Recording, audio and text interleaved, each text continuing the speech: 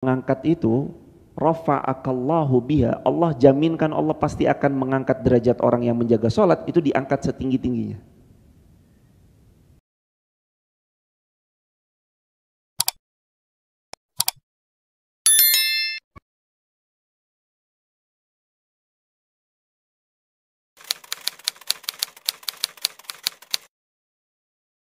Cek.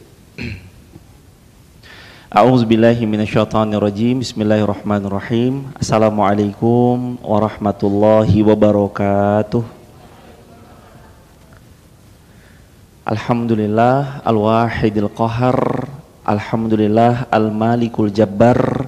Alhamdulillahi Allahu akbar. Allahumma salli wa sallim ala nabiyinal karim Muhammad sallallahu alaihi wasallam wa ala alihi wa sahbihi ajma'in, amma ba'd. Raditu billahi rabba wa bil islami dina wa bi muhammadin nabiyya wa rasula rabbi zidna ilma warzuqna fahma. Hadirin sekalian yang dirahmati Allah, bersyukur pada Allah banyak-banyak. Semoga kita jadi salah satu hamba yang dipilih Allah untuk tetap senantiasa istiqomah sampai nanti kita wafat dalam keadaan husnul khatimah. Kedua kalinya sholawat juga bertangkaikan salam teruntuk baginda Rasulullah Muhammad sallallahu alaihi wasallam. Allahumma salli wa sallim wa zid wa an'im wa karim wa barik alaih. Sebelum kita mulai, seperti biasa kita akan tilawah Quran surah Al-Ankabut. Silakan dibuka surah 29 ayat 45. Surah Al-Ankabut 29 ayatnya ayat ke-45. Surah 29 ayat 45. A'udzu billahi minasy syaithanir rajim. 1 2 3.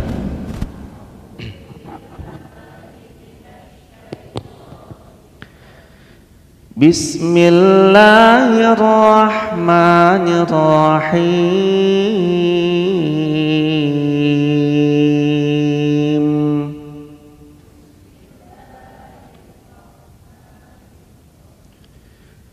Utlu ma uhiya ilaik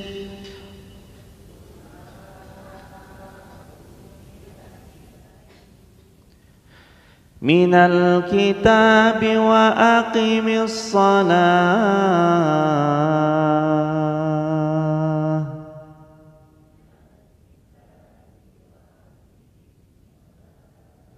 innas salata tanha 'anil fakhsya'i wal munkar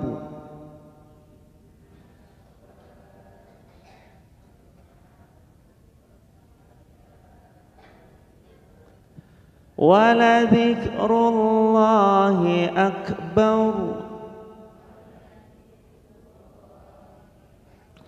wallahu ya'lamu ma tasna'un.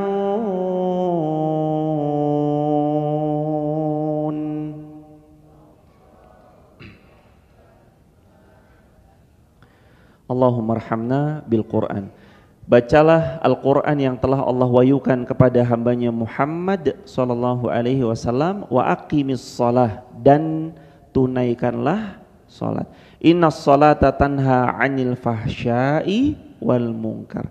Salat yang ditunaikan oleh kalian dengan benar akan mencegah dari perbuatan yang keji dan perbuatan yang mungkar. Dan ketahuilah, dengan mengingat Allah, salat itu lebih besar keutamaannya dibanding ibadah-ibadah yang lain, dan Allah mengetahui apa yang kalian kerjakan. Maha benar Allah dengan segala firman-Nya. Amin ya rabbal alamin. Shadaqallahul azim. Sehat semua hadirin.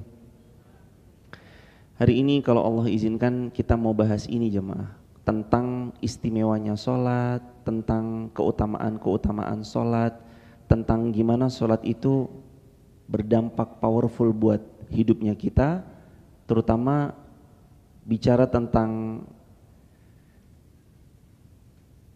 kehidupan kita yang kadang banyak ujiannya, banyak cobaannya, banyak persoalannya, bisa nggak sih emang selesai dengan sekali sholat?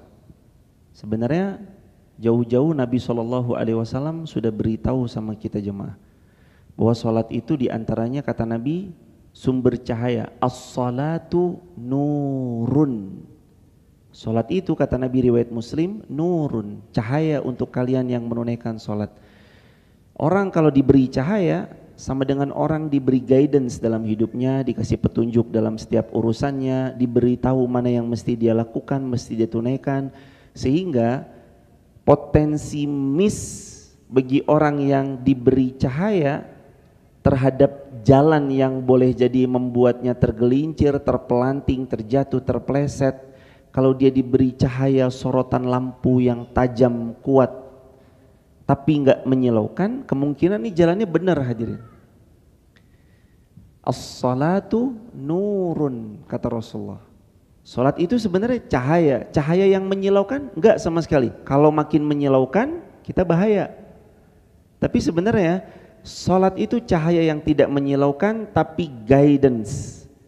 Allah ngasih petunjuk sama tiap hati orang yang beriman, yang menunaikan salat, bahwa orang yang beriman kalau dia menjaga salat gak akan pernah dia menyentuh yang keji dan mungkar. Kalau salatnya jalan tapi keji dan mungkarnya masih jalan, ada yang salah sama salatnya. Kata ulama, keliru dalam salatnya. Boleh jadi salatnya untuk mengejar dunia, salatnya untuk alasan-alasan perkara dunia, salatnya hendak perempuan yang mau dinikahinya. Persis kan kata Nabi, man kana hijratuhu ilallahi wa rasuli fa hijratuhu ilallahi wa rasuli, faman kana hijratuhu lidunya yusibuha aw imra'atin yankihuha fa hijratuhu ila ma hajara ilaih. Kalau niatnya dalam hijrah, dalam taat, dalam kebaikan, dalam melaksanakan sholatnya, tujuannya Allah sama Rasul, dia dapat Allah, dia dapat syafaat Rasulullah.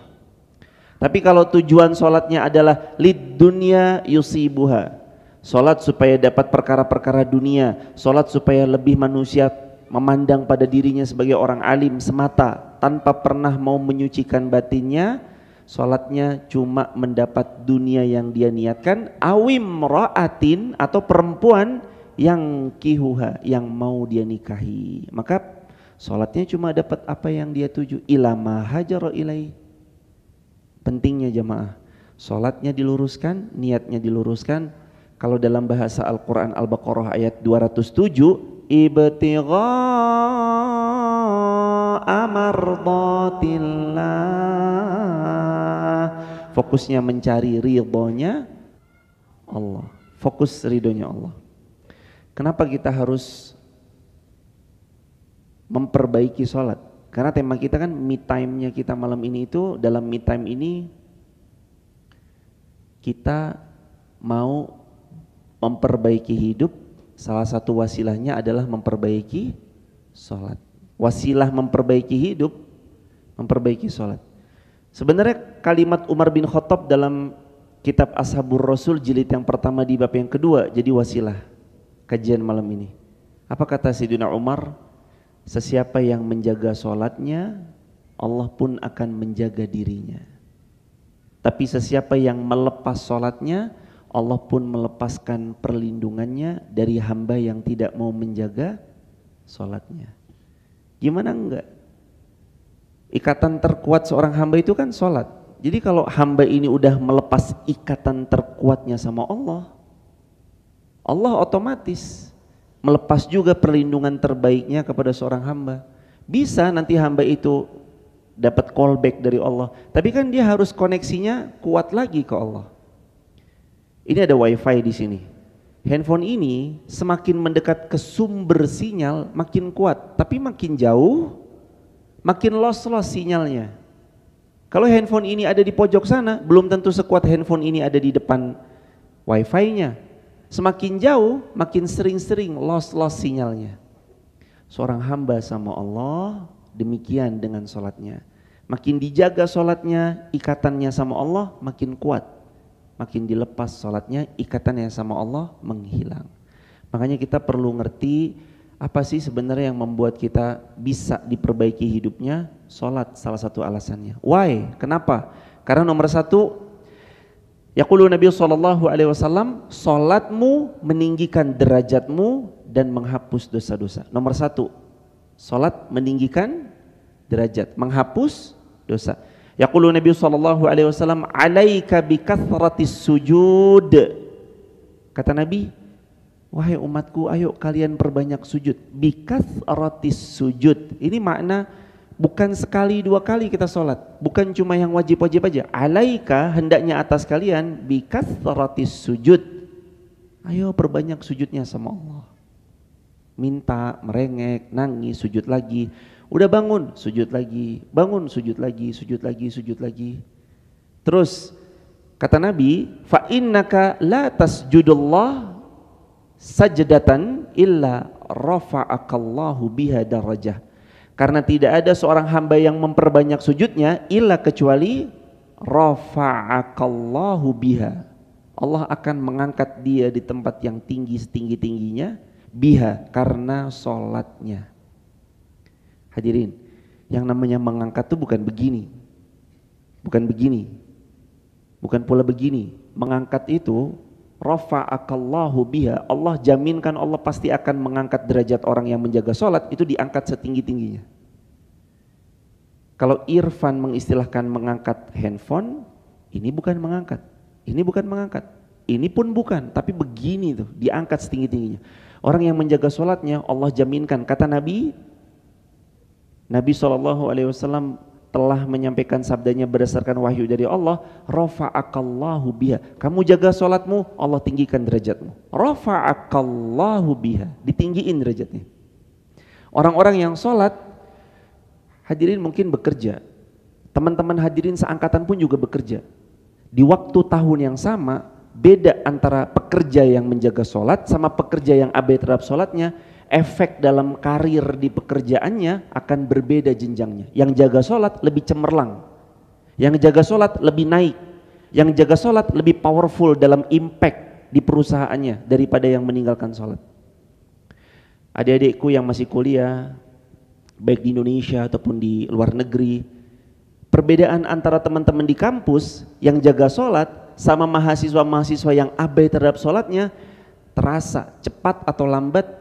Keperbedaan derajat, bagaimana cara Allah mengangkat derajat-derajatnya. Yang mahasiswa jaga sholat, Allah tinggikan derajatnya begitu cepatnya. Yang mahasiswa mengabaikan sholatnya, 1-2 waktu mungkin dia bisa terbahak-bahak, tertawa-tertawa karena meninggalkan sholat, tapi yakinlah orang yang meninggalkan sholat perlahan cahayanya redup. Sholat sumber cahaya dan diberi cahaya, meninggalkan sholat sama dengan meredupkan cahaya itu. Dan itu bahaya. Makanya kata Nabi, la tasjudullaha sajdatan, tidaklah seorang hamba itu sujud kepada Allah sajdatan, dengan 1 kali sujud, illa rafa'akallahu biha, kecuali 1 sujudnya itu aja meninggikan derajatnya setinggi-tingginya, baru 1 kali sujud. Kebayang nggak? Sehari semalam kita minimal berapa kali sujud? 17 kali peninggian derajat Allah angkat kita setinggi-tingginya. Makanya nanti rasakan, pebisnis yang jaga sholat sama pebisnis yang abai terhadap sholat beda efeknya. Mahasiswa yang jaga sholat sama mahasiswa yang gak jaga sholat beda efeknya. Pasangan suami istri, suami dan istri yang sama-sama kuat menjaga sholat sama suami istri yang abai terhadap sholat, beda efek rumah tangganya. Suami istri, Allah di sini yang paling tinggi. Suami istri, Allah yang paling tinggi. Kalau seorang suami dan istri makin jauh dari Allah, makin berantakan hidup rumah tangganya. Suaminya makin jauh, istrinya makin jauh. Tapi suaminya makin mendekat ke Allah, suami di sini dekat sama Allah, istri di posisi sebelah sini, Allah menjadi fokus tujuan utama, makin mulia hidupnya rumah tangga tersebut. Dan ini bekal juga untuk hadirin yang baik yang baru menikah atau yang belum menikah. Saya doain ini jamaah, khusus hari ini tuh banyak orang yang lagi safar, tamu-tamu Allah, tamu-tamunya Masjid Muhammad Al-Fatih, rumah Allah tentunya yang lagi safar. Kita yang lagi safar juga mendoakan mudah-mudahan yang belum nikah tahun ini segera nikah. Amin ya rabbal alamin. Hadirin, doa musafir kan mustajab jemaah ya. Kata Nabi kan thalatha da'awatun mustajabatun la syakka fihin. Ada 3 doa yang mustahil Allah tolak. Da'watul musafir, doanya musafir. Da'watul mazlum, doanya orang yang terzalimi. Da'watul walid li waladi, doa anak, doa orang tua kepada anaknya. Itu enggak tertolak. Makanya mumpung ada musafir, banyak-banyak doa. Insyaallah qabul biidznillah. Amin ya rabbal alamin. Jadi salat rafa'akallahu biha. Karena sujudnya Allah angkat derajatnya. Diangkat derajatnya. Ini Allah kalau ngangkat dari seorang hamba itu nggak main-main ya jemaah. Siapapun yang diangkatnya oleh Allah, mohon maaf sekali lagi, siapapun yang diangkatnya oleh Allah tidak akan mudah diturunkan oleh siapapun, betapapun fitnah berusaha mendera dirinya. Kalau Allah udah ngangkat, nggak ada yang mungkin bisa menurunkan. Tapi kalau dia diangkat sama manusia, bisa diturunkan, bisa difitnah lalu jatuh terus segala macam, bisa. Tapi kalau Allah yang sudah mengangkat derajatnya seorang hamba, tidak mudah. Kecuali Allah sendiri yang Allah sendiri yang menurunkan. Tapi nggak mudah bagi siapapun untuk menjatuhkan. Itulah yang juga tersebut dalam Al-Quran surah Al-Isra ayat 79. Di antaranya, wa minal laili fatahajjad bihi nafilatan lak asa ayyab'atsaka rabbuk maqaman mahmuda. Seorang hamba itu kalau dia menjaga sholatnya ditambah nafilah. Nafilah itu sholat tambahan, sholat tahajud dalam ayat tersebut. Asa ayyab'atsaka rabbuka, nanti Allah dengan tahajudmu dan dengan sholat yang kamu jaga, maqamam mahmuda, Allah tempatkan kamu pada tempat yang terpuji menurut pandangan Allah, dan manusia akan ikut memujinya. Ada orang diberi pandangan pujian tapi manusia nggak respect sama dia. Dia tinggi jabatannya tapi manusia membencinya. Bisa jadi, bisa jadi. Tapi kalau Allah yang sudah meninggikan, boleh jadi kalaupun ada pembenci, tapi pembenci itu tidak memudaratkan. Ini jemaah. Terus kata Nabi SAW juga yang kedua, wa hatta anka biha khati'atan. Sesiapa yang dia menjaga sholatnya, Nabi SAW kasih kabar gembira, wa hatta anka biha khati'atan. Dan setiap kesalahan-kesalahanmu dengan sholat yang kamu jaga, Allah hapus, Allah gugurkan. Wa hatta anka biha khati'atan. Dengan sholat yang terjaga, Allah gugurkan dosa-dosa. Itu yang nomor 2. Kebayang gak sih jemaah? Ingat gak kemarin Sabtu malam lalu, kan kita bahas tentang sholat juga. Nah ini versi lanjutannya tentang sholat yang kemarin. Kan kemarin kita sampaikan hadis Nabi kan, sesiapa yang orang itu mendapati dirinya sholat 5 waktu, perumpamaannya seperti seseorang yang orang itu mendapati ada sungai jernih bersih di depan rumahnya dan dia mandi 5 kali dalam sehari. Pertanyaan Nabi, apakah masih tersisa kotoran yang menempel di badannya? Masih tersisa enggak? Tidak. Udah bersih ya Rasulullah. Mandi sehari 5 kali mandi, bersih. Perumpamaannya seperti itulah orang yang sholat. Dia membersihkan jasad dan batin. Bersih jasadnya dengan wudhu, bersih batinnya dengan konektivitasnya yang terus tersambung kepada Allah Rabbul Alamin. Nomor 3, kenapa sholat? Aku pernah bermalam bersama Rasulullah SAW. Kata Rabi'ah bin Ka'ab al-Aslami radhiyallahu an. Lalu beliau menyampaikan, aku mendatangi Rasulullah membawa air wudhu untuk beliau dan untuk memenuhi hajatnya beliau. Lantas beliau bersabda, mintalah. Aku berkata, aku meminta kepadamu supaya dekat denganmu di surga ya Rasulullah. Kemudian beliau berkata, ada enggak selain itu? Lalu beliau menjawab, itu saja yang aku minta padamu ya Rasulullah. Lalu beliau bersabda, maka fa'aini ala nafsik bikathratis sujud. Ketika Rabi'ah bin Ka'ab al-Aslami datang ke Nabi bawa air wudhu, ini termasuk salah satu kebiasaan para sahabat. Tidaklah sahabat menemui Nabi kecuali biasanya ingin ikut khidmah sama Nabi. Ya Rasulullah, saya bisa bantu apa? Ya Rasulullah, saya bisa membersamai Anda apa? Nah, Ka'ab datang, Rabi'ah bin Ka'ab al-Aslami datang bawa wudu, bawa air wudunya untuk Nabi dan hajatnya Nabi dipenuhi, apa yang beliau mampu. Setelah itu Nabi SAW bertanya, punya hajat enggak? Kata orang ini, punya ya Rasulullah. Saya cuma minta semoga besok posisi syurga saya dekat dengan syurga Anda ya Rasulullah. Terus kata Nabi, ada yang lain selain itu? Kata orang ini, la, enggak ada ya Rasulullah. Enggak ada. Cuma itu aja Rasulullah. Terus kata Nabi, fa'ainni, maka bantulah aku. Ala nafsik, atas hajat-hajatmu tadi. Permintaanmu agar kamu satu syurga denganku, bikathratis sujud, dengan memperbanyak sujud. Dan ini berlaku sampai hari kiamat. Siapa umatnya Rasulullah yang mau dekat dengan Rasulullah, posisi syurganya dekat, posisi perumahannya di syurga VVIP, syurga Firdausnya dekat sama Nabi, maka salah satu syaratnya kathratis sujud, banyak-banyak sujud. Banyak sholat, banyak sujud, banyak sholat, banyak sujud, ngingetin orang sholat, ngingetin orang sujud.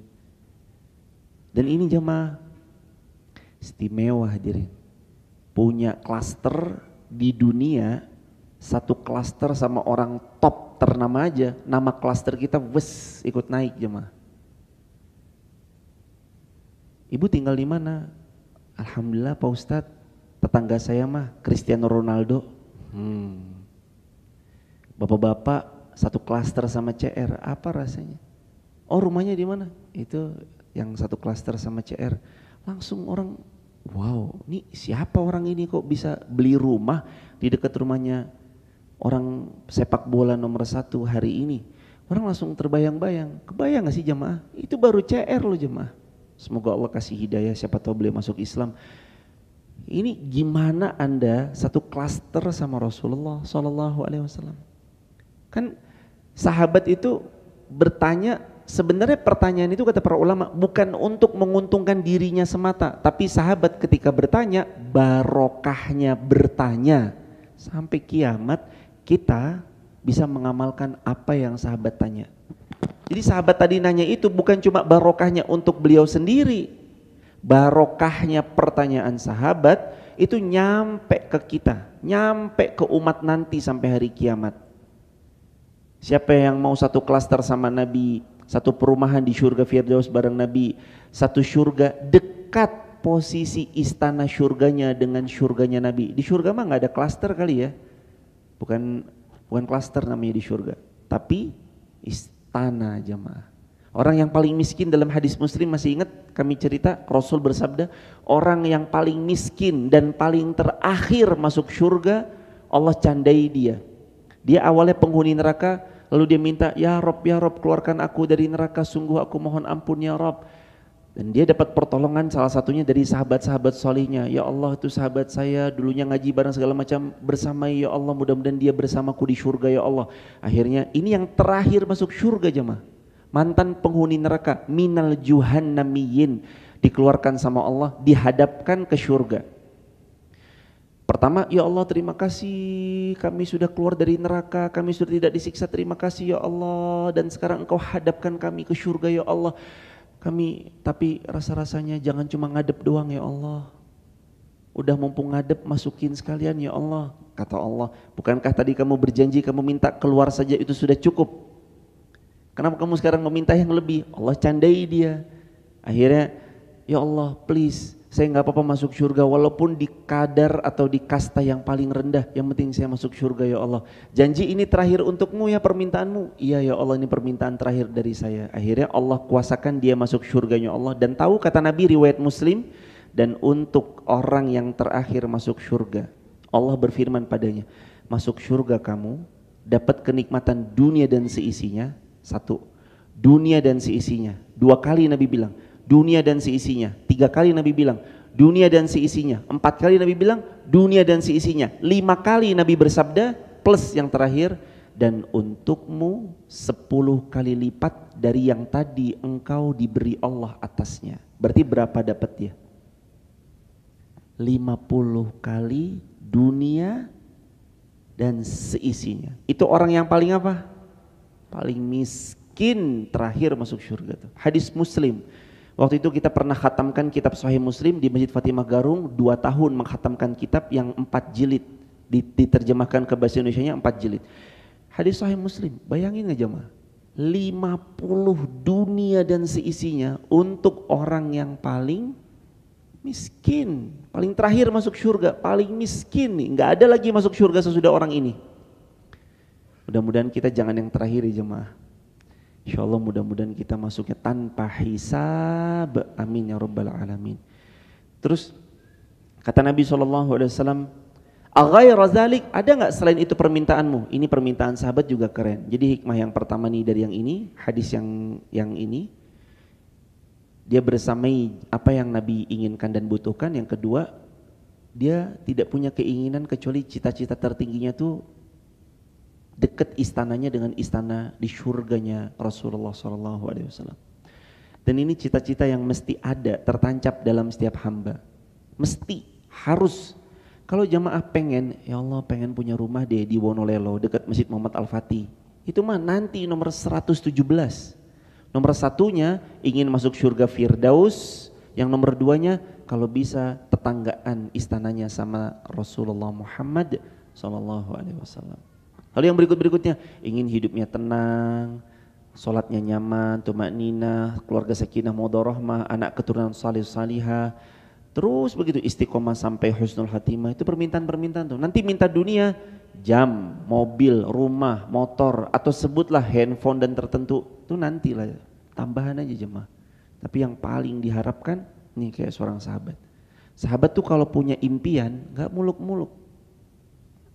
Dia contoh misalnya di hadapan Anda ada Rasulullah, Anda mau minta apa sama Nabi? Sahabat ini dicontoh, ya Rasulullah, saya nggak pengen macam-macam, cuma pengen besok istana saya mudah-mudahan dekat dengan istana Anda di surga Firdaus. Itu mimpinya seorang muslim. Dia tahu hakikatnya mana, yang palsu dunia sementaranya mana. Wa mal hayatud dunya illa mata'ul gurur. Dunia buat orang beriman dia tahu. Buat orang beriman dia tahu dunia tuh sebentar. Dunia tuh sesaat. Jadi kalau dapat ya alhamdulillah, enggak dapat ya tetap alhamdulillah. Nggak ada sesuatu yang membebani pikirannya bahwa dia harus mobilnya dengan merek A, jam tangannya harus merek B, sepatunya harus merek C, tasnya harus merek D, gamisnya harus merek E. Nggak harus buat dia, biasa aja. Bisa mampu beli, nikmati, beli, dan itu nggak apa-apa juga. Karena Nabi SAW untanya unta terbaik, kudanya kuda terbaik, keledainya Nabi keledai terbaik. Kalau hari ini kendaraan kita prima, kendaraan terbaik, paling luxury, paling fasilitasnya mumpuni, dengan kekedapan kabinnya yang luar biasa, nggak apa-apa nikmati. Tapi bukan itu jadi tujuan utama. Tujuan utama kita adalah masuk surga Firdaus. Kata Nabi, idza sa'altumullaha fas'aluhul firdaus. Kalau kamu minta sama Allah, mintalah surga Firdaus. Terus Nabi menjawab, kalau gitu yang kamu inginkan, fa'inni ala nafsik bikathratis sujud. Maka bantulah aku supaya hajat yang kamu inginkan tadi sesurga bersamaku terkabul dengan memperbanyak sujud. Hadirin, ini kata ulama. Kata ulama muhadditsin, ahli hadis, bicara tentang pandangan hadis tadi. Kalau surganya Allah, satu istana dengan Rasulullah di surga Firdaus, itu bisa didapat dengan memperbanyak sujud, apalagi perkara-perkara dunia. Kalau surganya Allah jadi dapat dengan memperbanyak sujud, apalagi perkara dunia. Tapi bukan begini, kita sholat untuk dapetin dunia itu, enggak, bukan gitu maksudnya. Kalau sudah dapat surganya Allah, ini yang paling tingginya, apalagi perkara-perkara dunia. Dengan banyaknya sujud, surga dapat, otomatis dunia dapat. Sama kayak jamaah mau ke Jakarta dari Wonosobo naik tol. Cirebon mah pasti lewat. Tapi kalau jamaah tujuannya Cirebon bukan Jakarta, belum tentu nyampe Jakarta, kan gitu. Kalau jamaah tujuannya Jakarta, Cirebon pasti lewat. Kalau jamaah tujuannya Cirebon, Jakarta dapat nggak? Nggak dapat, cuma sampai Cirebon. Sama, kalau tujuannya akhirat, dunia mah pasti dapat lewat nih dunia. Tapi kalau tujuannya dunia, akhirat lepas. Maka cara yang terbaik ketika seorang hamba memperbanyak sujud, belum dulu tentang perkara-perkara dunia yang dia inginkan. Mungkin ada hajat, mungkin ada masalah yang mau diselesaikan, itu andilnya di bawah level permintaan syurganya Allah. Kan ada ayat juga ya, ya ayyuhalladzina amanu sta'inu bis sabri was salah. Wahai hamba Allah yang beriman, kalau kamu ada masalah, kalau kamu punya masalah, problematika dalam hidup, persoalan yang tak kunjung selesai, minta solusinya dengan cara sobri, sabar, was, sholat. Tapi sholat di sini benar untuk menyelesaikan masalah, dimaksudkan tujuannya Allah, dimaksudkan tujuannya agar Allah mengampuni dosa-dosa kita terlebih dahulu. Nanti kalau dosanya udah dihapus, dimaafkan, gampang bagi Allah memberi. Yang penting tuh dosanya kita dihapus. Soalnya gini jemaah, kata Sayyidina Ali bin Abi Thalib, menantu kesayangan Nabi salah satunya, Ali bin Abi Thalib tuh bilang begini, sumber masalah hidup kalian tuh satu, dan solusi atas masalah itu juga satu. Kata Ali, sumber masalah hidup kalian itu satu, solusinya cuma satu. Apa sumber masalah hidup yang membuat hidup kalian sumpek, sempit, butek sekali pikirannya? Yang membuat hidup kita sempit, sumpek, satu, karena dosa. Penawarnya juga satu, kata Sayyidina Ali bin Abi Thalib. Apa? Istighfar. Makanya mohon ampun. Kita lagi ada banyak masalah nih hari ini. Aduh ya Allah, masalah A, masalah B, masalah C, kayaknya nggak ada titik temunya ya Allah. Udah istighfar banyak-banyak. Fakultu astaghfiru rabbakum innahu kana ghaffara. Perbanyak istighfar, kelar semua masalah, selesai semua urusan. Cuman kan karena kita kadang-kadang fokus atas masalah yang lagi didapat tuh sama solusinya. Padahal harusnya fokusnya jangan sama solusi, fokusnya gimana Allah mengampuni dosa-dosa kita. Gitu hadirin. Masya Allah. Seru juga ya jemaah. Itu seru banget itu. Bukan main, Masya Allah. Gak apa-apa jemaah. Masjid harus rame sama suara anak-anak, biar barokah masjidnya. Gak apa-apa meskipun nanti pelan-pelan kita bersamai dalam kebaikan insya Allah. Next, di antaranya nomor 4, betul? Nomor 1, peninggi derajat. Nomor 2, penghapus dosa. Nomor 3, perbanyak sujud, berpotensi satu syurga dengan baginda Rasulullah. Yang keempat, man ghada ilal masjid wa raha a'addallahu lahu nuzulahu minal jannah kullama ghada aw raha.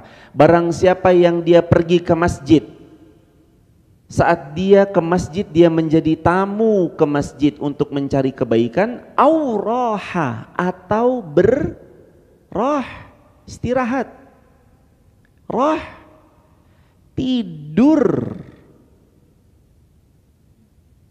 Ini ada yang nyandar di tembok, nunduk, ngantuk-ngantuk, udah. Ngaji enak banget kayak didongengin, tidur. Subuh-subuh terutama. Wah, ada orangnya? Mana yang mana orangnya? Man goda ilal masjid, siapa yang pergi ke masjid? Warah, istirahat dia. Yang pertama cari ilmu atau roha. Roha, istirahat, layah-layah di masjid, nyantai di masjid. Ini barokahnya masjid jamaah. Dia pergi ke masjid untuk mencari ilmu, auraha, atau dia beristirahat. Dia jadikan masjid itu tempat yang Saya mau mengistirahatkan pikiran, ke masjid. Kan sekarang orang banyak ya. Saya mau mengistirahatkan pikiran, healing. Ada yang ke pantai, ke gunung, perbukitan, ke telaga, healing. Ya kan? Sekarang lagi happening banget tuh sama mental health seorang manusia, healing. Awalnya berangkat tujuannya healing. Waktu berangkat bawa duit lumayan banyak. Selesai healing duitnya habis. Bukannya hilang healingnya, pulang healing malah tambah pusing. Duh. Ya ini ya PR juga jemaah. Sebenarnya Nabi itu pesan gini jemaah. Ya ini long weekend ya jemaah. Long weekend sampai besok pemilu, semoga Allah beri pemimpin terbaik buat kita. Di long weekend ini hadirin, ini orang banyak menghabiskan waktu ke taman safari, ke taman bunga, taman mana gitu. Dan ternyata healing itu Nabi juga pernah pesankan tentang pesan healing. Idza marartum fi riyadil jannah farta'u. Nanti kalau kamu melewati riyadil jannah, taman-taman surga, farta'u, singgah di situ. Ternyata salah satu bucket list healing kita adalah taman surga. Bukan cuma taman bunga, bukan cuma taman safari, tapi taman surga. Yang kata Nabi, kalau kamu melintasi taman surga, farta'u, duduk di situ. Farta'u, singgah di situ. Farta'u, datang di situ. Ada yang datang alhamdulillah dari Malang, Gresik. Dari mana ibunda? Solo, Masya Allah. Dari mana lagi masku? Bomerto. Alhamdulillah. Ini barokah jemaah. Yang tadi itu yang kata Nabi, dia disuruh sama Nabi untuk healing ke taman surga, dia healing ke taman surga, janji Allah nggak mungkin dipungkiri.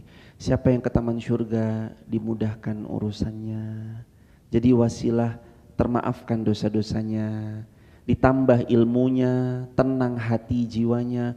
Boleh jadi kita datang membawa masalah, tapi setelah nanti kita berdoa, ya Allah jangan ada yang datang ketika membawa masalah kecuali mereka meninggalkan tempat ini, Engkau sudah selesaikan masalah-masalahnya. Kan sedekat itu masalah dengan solusi, sedekat tempat sujud. Jadi makin sering sujud, surganya dapat, dunianya otomatis terlewati. Jadi hadirin, man ghada ilal masjid, barang siapa yang pergi ke masjid, warah, ataupun dia beristirahat di masjid, a'addallahu lahu nuzulahu minal jannah, maka orang yang sering-sering ke masjid sampai pun roha di masjid, istirahat di masjid, a'addallahu lahu nuzulahu minal jannah, Allah pastikan Allah akan memberikan percikan surga kepada orang yang sering habiskan waktu di masjid.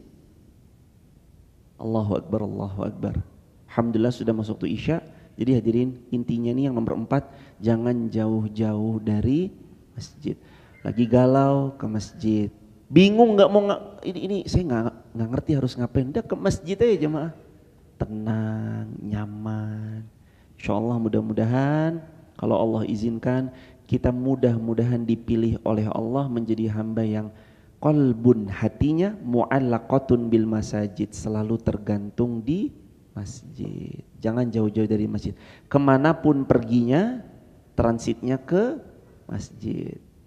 Bukan kemanapun perginya transitnya ke pom bensin, tapi kemanapun perginya transitnya ke masjid. Healingnya pergi jauh tapi transitnya tetap ke masjid. Lah bayangin, rohanya aja, roha istirahatnya di masjid aja barokah. Jangan jauh-jauh dari masjid. Baik jamaah, insyaallah nanti seperti biasa selepas sholat Isya berjamaah kita nanti akan membaca Quran surah Al-Mulk. Di antaranya kata Nabi riwayat yang sahih, sesiapa yang membaca Al-Mulk sebelum tidur Allah bebaskan dia dari azab kubur. Nanti yang mengimami kita Ustadz Izzat yang akan mengimami. Beliau datang jauh-jauh jamaah dari Yaman. Dari Yaman datang, alhamdulillah manten baru suaminya Mbak Dela.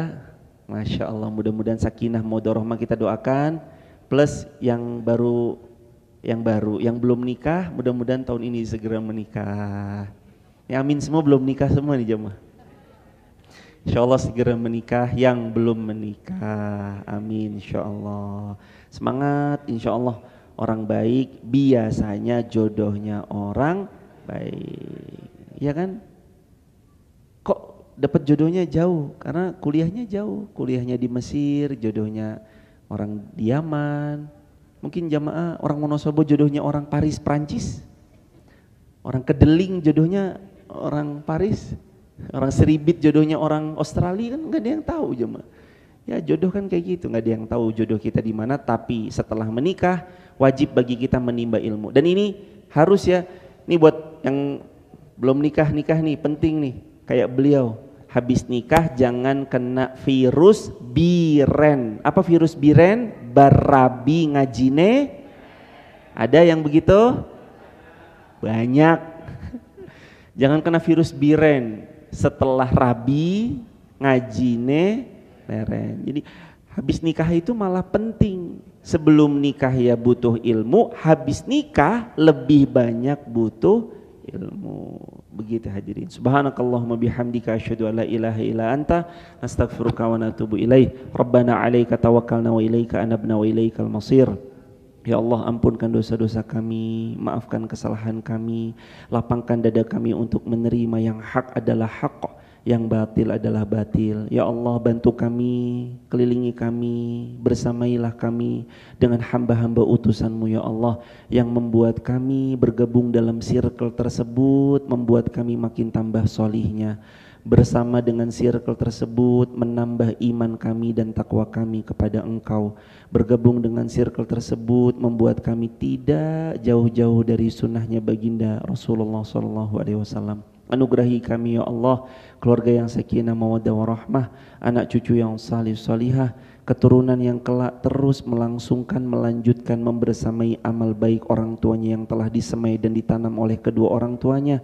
Jadikan ya Allah kami yang belum berhaji mudah untuk haji rutin setiap tahun. Kami yang belum berumrah mudah untuk berumrah di waktu terbaik menurut Engkau setiap tahun.